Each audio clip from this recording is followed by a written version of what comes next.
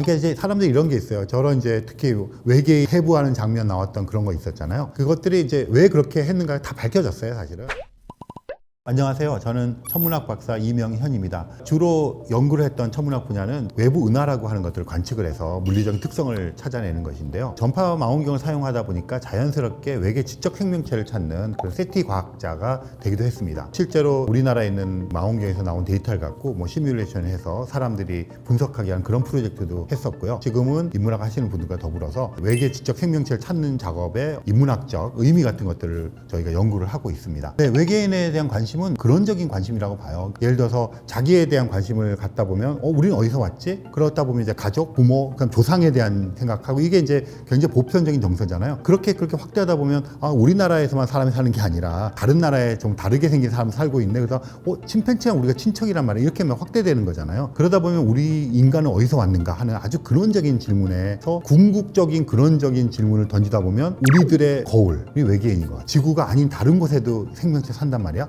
외계인 산다고? 비슷할까? 다를까? 이 외계인에 대한 궁금증은 아마 인류가 멸종하는 그날까지 이어질 거라고 생각을 합니다. 최근에 제가 주변에 있는 친구들, 세티 과학자들 들은 것 중에 굉장히 강력한 이야기가 있었는데요. 지구에서 또 이 태양계에서 제일 가까운 다른 태양계가 있거든요. 기수로는 4년이나 가야 되고요. 먼 거리지만 그게 우리 태양계에서 제일 가까운 다른 태양계예요. 우리 지구에서 보면 센타우루스 자리라고 하는 별자리가 있는데 거기서 제일 밝은 알파 별이 있어서 센타우루스 자리 알파 시스템 그렇게 부르는데요. 거기에는 태양이 3개예요. 2개만 떠 있어도 환하니까 낮이고 1개만 떠 있어도 낮이고 3개가 다 져야 밤이 되는 거잖아요. 그러니까 아마 밤이라는 개념, 낮이라는 개념이 그쪽은 굉장히 다를 거고요. 이 프록시마 B라는 행성에서 하늘을 쳐다보면 되게 재밌을 것 같아요. 해가 막 3개 떴다 2개 떴다가 막 거기에서 그 세티 과학자들이 전파 망원경을 가지고 그쪽을 향해서 관측을 하고 있었어요. 그랬는데 전파 안테나를 이렇게 대면요. 지구상에서 막 이렇게 삐져 들어오는 핸드폰, 라디오, 텔레비전 같은 이런 것도 막 들어와요. 그걸 우리는 다 잡음이니까 제거를 하거든요. 그 다음에 그 센타우루스 자리 알파 시스템을 보면 그 별에서 나오는 전파도 있을 거 아니에요. 그러니까 그런 것도 다 제거를 해요. 전파 천문학자들은 그런 천체에서 나오는 신호를 포착하려는 사람이고요. 세티 과학자는 그런 신호를 다 잡음으로 생각하고 그러고 났는데도 뭔가가 있는가 그거를 찾는데 그 뭔가가 주로 이런 걸 거예요. 만약에 한 200년 전에 지구면 라디오, 핸드폰, 텔레비전 이런 게 없었잖아요. 이런 게 인공적인 전파 신호예요. 그때 만약에 외계인 천문학자가 우리 지구를 관측했으면 여기에는 외계인이 살아도 핸드폰 같은 것도 없고 문명이 별로 발달하지 않았을 거야 이렇게 생각했을 거예요.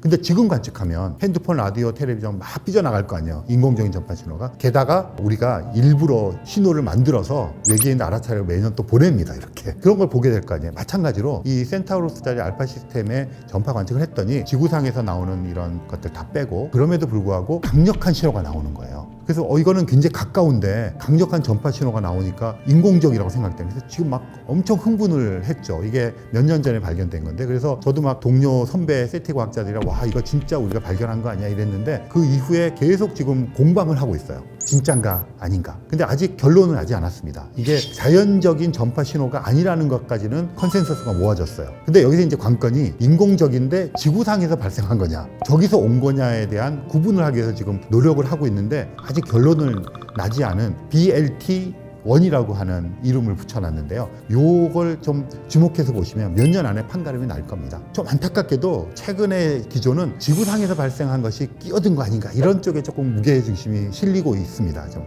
아쉽게도. 하지만 이건 언제든지 바뀔 수가 있거든요. 그래서 이 세티과 특히 요 BLC1에 대해서는 좀 관심을 갖고 봐주시면 어느 날 갑자기 그런 이야기 나올 때 여러분들 그때 얘기했던 그거였지 라고 말할 수 있을지도 모르겠습니다.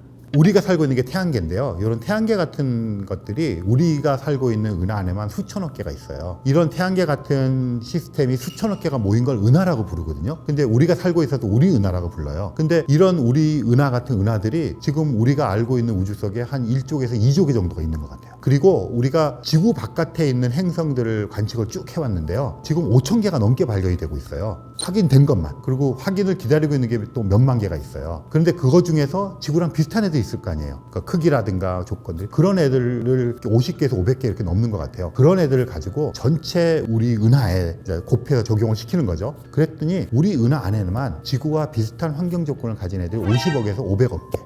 그러니까 그 중에서 1%만 박테리아가 있다고 치고 1%만 진화해서 우리 인간 같이 되었다고 치더라도 여전히 꽤 많은 숫자가 남잖아요. 그래서 외계 생명체가 없기가 굉장히 힘들겠다. 그래서 이제 과학자들은 대체적으로 외계 생명체, 더 나아가서 외계 지적 생명체, 외계인이죠, 존재할 것이라고 개연성 있게 받아들이고 있습니다. 그렇죠. 한 개는 굉장히 중요하고요. 두 개가 중요합니다. 한 개가 있다는 거는 한 개일 수도 있잖아요. 근데 두 개가 되면 두 개만 있을 게 아니잖아요. 세 개, 네 개, 다섯 개로 갈 수 있는 통로가 되기 때문에 예를 들어서 화성에서 지금 우리가 박테리아, 미생물 같은 외계 생명체를 발견하려고 굉장히 노력을 하고 있는데요. 화성에서 박테리아가 발견되면 이제 과학자들이 이럴 거예요. 봐라. 이렇게 좁은 태양계 내에서도 두 개나 됐는데 이 우주에는 얼마나 많겠니 해서 그래서 두 번째 케이스가 굉장히 중요합니다. 지금 외계 행성이 태양계 바깥 행성이 5,000개가 넘는다 그랬잖아요. 지구보다 조금 큰 게 더 좋다 그래요. 그걸 휴포지구라고 부르는데요. 조금 더 커야 이게 이제 중력도 조금 더 있어서 바닷물을 더 많이 해서 생명체에 더 좋다 그러고요. 그런 애들을 뽑아내잖아요. 그럼 이제 걔네들이 쌓일 거 아니에요. 그럼 그거는 이제 생명체가 존재할 수 있는 조건이 굉장히 갖춰졌다는데 걔네들만 뽑는 것이 아니라 태양으로부터 거리를 보면 금성은 너무 가깝고 뜨겁고 화성은 너무 좀 추워요. 그리고 화성은 좀 작아서 액체 상태 물이 한때 존재한 것 같아 지금은 존재하지 못하는 것 같고 지구가 그 정도 크기에서 액체 상태의 물이 존재할 수 있잖아요. 지금 이제 찾는 그 행성의 조건은 자기별로부터 적당한 거리에 떨어져 있을 것. 그걸 헤비터블 존이라고 불러요. 거주 가능 지역. 표면에 액체 상태의 물이 있을 것. 크기는 슈퍼지구 정도 될 것. 요런 애들을 지금 환경 조건이 최적이라고 생각하고요. 그런 애를 이제 뽑잖아요. 그래서 얘네들을 명예의 전당을 만들었어요. 번호를 점수를 먹였습니다. 1.0 그러면 지구랑 똑같은 거예요. 0.89, 0.9 이래가지고 명예의 전당을 만들어서 걔네들을 집중 관측을 해요. 예전엔 글리제 581 이런 별 주위의 애들 했는데 최근에는 케플러 168F 같은 애들이 굉장히 지구의 그런 조건이랑 비슷한데 그러니까 한둘이 아니고요. 그 조건을 까다롭게 하면 한 50개 정도가 이 명예의 전당에서 왔다 갔다 하고 있고 이걸 넓히면 한 500개까지 넓힐 수가 있어요. 지금은 이제 이런 식으로 자기별로 떨어진 거리에서 온도 문제, 액체 상태에 물이 존재할 수 있는 문제, 크기가 질량이 지구 정도 되는 것들, 조금 큰 거, 이런 정도의 것들을 생명이 살 수 있는 조건을 갖춘 행성이나 위성이다 이렇게 얘기를 하고 있습니다. 토성에 이제 엔셀라두스라는 애가 이제 집중을 받고 있는데 걔는 이제 물이 있을 것 같으니까 물이 되게 중요하거든요. 근데 이 타이탄이라는 위성은 위성인데 대기를 갖고 있어요. 근데 주로 암모니아, 메탄가스, 수소 이런 것들인데 액체 상태의 물은 존재할 수가 없는데 액체 상태의 메탄, 액체 상태의 암모니아가 바다를 형성하고요. 강물 좀 흘러다녀요. 근데 그 모습이 지구가 처음 태어났을 때 모습이랑 비슷해요. 타이탄을 관측을 하면 지구에서 처음 생명체가 탄생했을 때 자연 조건이랑 비슷하기 때문에 생명체가 탄생하는 장면을 목격할 수 있지 않을까. 그런 관심을 가지고 좀 보고 있습니다. 두 종류인 것 같아요. 한쪽은 파충류나 곤충 이런 애들. 인간이 진화해 오면서 약간 혐오감을 갖고 무서워했던 애들이 파충류 같은 애들이잖아요. 적대적인 외계인을 얘기할 때는 좀 그런 모습으로 나타나는 경향이 있고 E.T. 같은 영화에 나왔던 그런 외계인들 보면 되게 친근하잖아요. 그러면 약간 형태는 달라도 손발 달리고 머리 있고 말하는 친근한 외계인의 모습이 나타나는데요. 외계인에 대해서 어떤 얘기를 막 하고 할 때 사람들이 목격당할 때 우리 인간은 백지 상태가 아니잖아요. 크고 작은 정보를 받아서 나름대로 어떤 형상들을 만들어가고 살고 있잖아요. 그러니까 우리는 어떤 의미에서는 보지 못한 것에 대해서 그런 형상을 가지고 있고 직접 그걸 봤을 때는 또 생각한 거가 굉장히 다르게 펼쳐지는 이미지 때문에 놀랄 거거든요. 그래서 외계인도 마찬가지 같아요. 우리가 굉장히 많은 상상을 지금 하고 있는 것 같고요. 그러다 보니까 아무래도 약간 낯설면서 약간 친숙한 그런 사람의 형태면서 약간 다른 형태를 선호했던 것 같아요. 직접 만나게 될 외계인은 정말 다른 형태겠죠, 사실은. 네.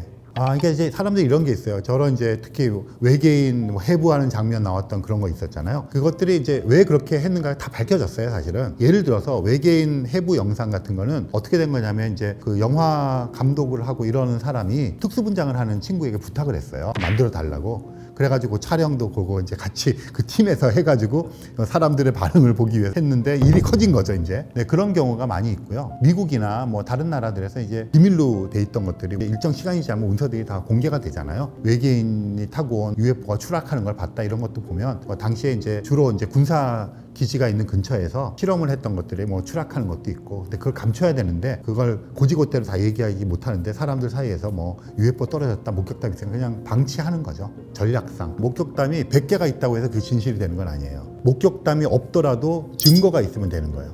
사진이나 영상 같은 게 굉장히 많이 있는데요. 이게 의도적인 조작을 하기도 되게 쉬운 세상이고 의도치 않은 조작을 하기도 되게 쉬워요. 사실은 그 영상의 원본의 헤더를 보면 사실 다 나와요. 그러니까 요즘에는 카메라가 이미지 파일이 있지만 그 헤더 파일이 있잖아요. 그 헤더 파일은 위치를 알려주는 것부터 시작해서 높이, 각도 이런 거 전부 다 사실은 기록이 되어 있거든요. 그래서 사실은 그런 것들을 보면 되게 명확하게 나타날 수가 있는데 영상에서 이렇게 보여지는 것들을 보면 굉장히 정교한 것도 있고 뭐 그럴 수도 있는 게 있는데 같은 속도로 지나가도 앞에 지나가는 건 멀리 지나가는 것들을 보면 속도가 굉장히 다른 것처럼 보여서 엄청나게 빠른 속도로 뭔가 휙 지나가는 것처럼 멀리서 보이는 착시 현상을 일으킬 수도 있어요. 3차원적이고 2차원으로 투영을 하기 때문에. 그래서 영상이라고 하는 것은 그런 카메라 안에 그렇게 압축시키는 것이잖아요. 그러다 보니까 뭔가 이렇게 이상한 현상이라고 생각되는 것들이 찍힐 수가 있고 사실은 그 현장에 가보면 금방 알 수가 있잖아요. 그 각도를 그 뭐 배치해가지고 해볼 수 있는데 그런 노력들을 과학적으로 기울일 만큼 우리가 관심이나 여력이 없는 거죠. 네, 이 외계인 문제는 전형적인 미국 문화 현상이에요. UFO. 왜냐하면 미국의 뉴멕시코주 같은 데는 사막이 되게 많거든요. 화이트 샌드라 그래서 핵실험을 했던 지역도 있고 거기에 로스 알라모스라고 하는 핵폭탄을 만들었던 비밀 연구소도 있고 그리고 여전히 미사일 기지가 거기 있고 우주로 로켓을 쏘는 우주 스테이션도 거기에 있고 뭐 그렇게 여러 가지가 아직도 있는 지역이 뉴멕시코거든요. 그 뉴멕시코 지역이 전통적으로 외계인이 UFO가 많이 나타나는 지역이고요. 그 로스웰 사건 할 때 그 로스웰도 뉴멕시코주에 있는 한 지역이에요. 우리나라 보면 UFO 현상이 그렇게 폭발적이진 않아요. 그냥 그런가 보다 관심이 있다 이런 정도지 유럽도 그만큼 그러지 않아요. 미국의 UFO 신봉자들이 있거든요. 그러니까 약간 미국 사람들이 가지고 있는 가상의 존재에 대한 그런 투영 같은 것들이 UFO를 통해서 외계인을 통해서 갔고요. 지금 현재는 UFO 현상이 약간 시들해졌고 그것이 평평한 지구설로 지금 나와 있어요. 지구가 평평하다고 하는 그쪽으로 이쪽 분들이 많이 이동을 했대요. 그러다 지난 코로나 사태를 하면서 백신 음모론 쪽으로도 이동을 하셨대요. 약간 그런 맥락으로 굉장히 미국적인 현상으로 지금 분석을 하고 있습니다. 지금 상태로는 이제 제일 큰 문제가 거리 문제인데요. 우리가 가려고 그러면 지금 같은 패러다임에서 안 되고 뭔가 또 이제 발전하면서 좀 바뀌겠죠. 그러면 이제 갈 수도 있다고 생각해요. 그러니까 지금처럼 이 연료를 떼는 로켓으로 가는 건 되게 힘들 것 같고요. 지금은 우리가 전자기파 문명이라고 그러거든요. 그게 아니라 중력파 문명이라는 게 있는데요. 중력파가 이제 발견이 되어서 노벨 물리학상도 받았거든요. 중력파 문명의 시대가 되면 어떨 것인가 이제 상상을 해보면 어떤 기기를 가지고 띵 해가지고 주변 공간을 막 흔드는 거예요. 그럼 시공간을 접는다 그러죠. 이게 제가 여기서부터 여기까지 가야 되는 거예요. 근데 이거를 가려면 되게 오래 걸려요. 딱 접어버리는 거죠. 구멍을 뚫어요. 뭐 예를 들어 웜홀 뭐 이런 거. 그래가지고 하면 되게 금방 가잖아요. 그런 정도가 되면 조우할 수 있지 않을까.